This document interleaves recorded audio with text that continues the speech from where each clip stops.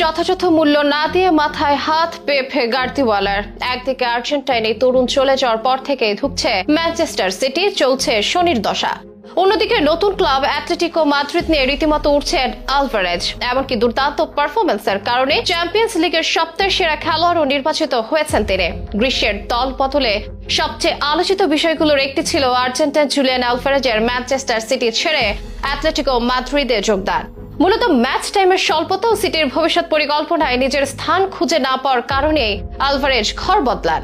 অনেকেই তার সিদ্ধান্তে অবাক হন সে সময়, এমনকি ভুল সিদ্ধান্ত আখ্যা দেন। তবে সেই ঘটনার প্রায় 6 মাস পর এসে আলভারেজ প্রমাণ করেছেন তার সিদ্ধান্ত ছিল সঠিক। তার কোনো আফসোস নেই, বরং সিটি ফ্যানরা এখন আফসোস করেন। বলেন, আলভারেজ থাকলেই দুরবস্থা দেখা লাগতো না, তিনি যেন লাকি চার্ম যে কোনো দলে।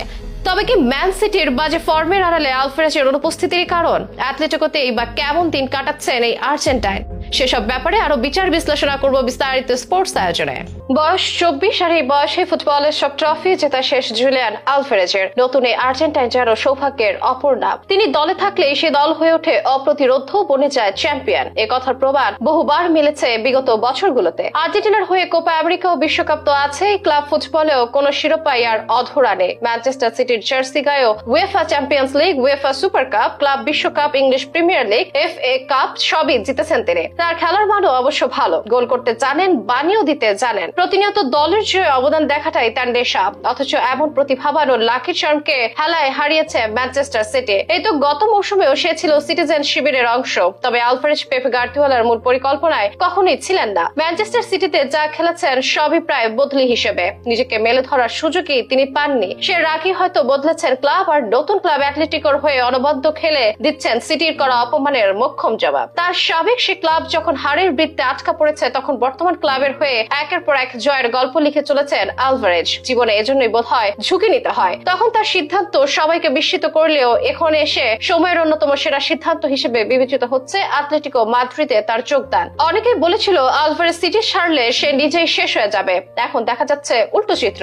একদিকে ম্যানচেস্টার সিটির বাজে অবস্থা, চ্যাম্পিয়ন্স লিগের টেবিলে তারা 25। অন্যদিকে জুলিয়ান আলভারেজের একের পর এক ম্যাজিকে চ্যাম্পিয়ন্স লিগের সেরা 5-এ অ্যাটলেটিকো মাদ্রিদ, একই সাথে লা লিগাতে টেবিলের 2-এ। দুর্দান্ত পারফরমেন্সের কারণে গত সপ্তাহে চ্যাম্পিয়ন্স লিগের সপ্তাহের সেরা খেলোয়াড়ও নির্বাচিত হয়েছেন জুলিয়ান আলভারেজ। এই চিত্র দেখে পেপ গার্দিওলা হয়তো আফসোসই করতে পারেন। আফসোস হতে পারে ম্যানচেস্টার সিটির সমর্থকদেরও। সিটিতে থাকার সময় একাদশে জায়গা পেতে রীতিমতো ধুঁকতে হতো তাকে, আর অ্যাটলেটিকো এসে সেই আলভারেজ পেয়েছে উড়ন্ত সূচনা। দলের পারফরমেন্স এবং ব্যক্তিগত নৈপুণ্যে একের পর এক দারুণ ভূমিকা রেখে চলেছেন বিশ্বকাপ জয়ী এই তারকা। এজন্য হয়তো বলে, দাঁত থাকতে দাঁতের মর্যাদা করতে হয়, যেটা ম্যানচেস্টার সিটি পারেনি। যেখানে অ্যাটলেটিকো মাদ্রিদকে ঠিকই গন্তব্যের দিকে এগিয়ে নিয়ে চলেছেন জুলিয়ান আলভারেজ। বিশেষজ্ঞরা বলছেন, আলভারেজের মতো একজন সৃষ্টিশীল এবং ম্যাচ বদলানোর ক্ষমতা রাখা ফুটবলারকে হারানো সিটিকে ব্যাপকভাবে ক্ষতিগ্রস্ত করেছে। প্লে মেকারের ভূমিকা রাখার পাশাপাশি স্কোরিং এও দারুণ কার্যকর এই সেন্টার ফরওয়ার্ড। আলভারেজকে হারিয়ে সিটির যখন সর্বনাশ, এই আর্জেন্টাইনকে পেয়ে অ্যাটলেটিকো মাদ্রিদে ঠিকই তখন পৌষ মাস।